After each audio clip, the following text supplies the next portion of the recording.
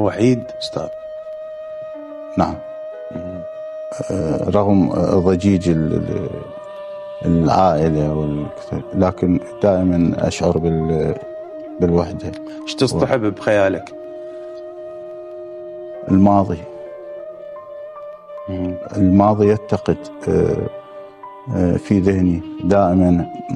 حد ماضي ذاكرتي غريبة، تذهب للعمق. أحيانا أكلم أهلي يعني أنا ما أتذكر عمري 2 مثل، لكن لا أتذكر بعد 50 ماذا.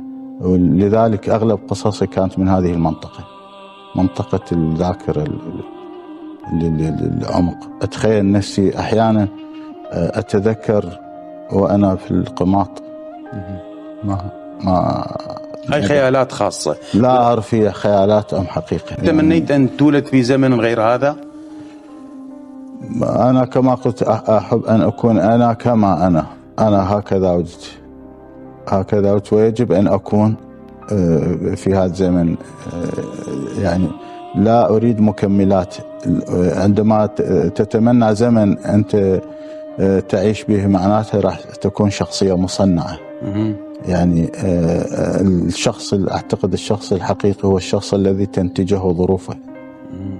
يعني تعبرت الاختبار كما أعتقد بنجاح، وما زلت كما أنا، فلذلك أقول بنجاح. هو أكو متبقي؟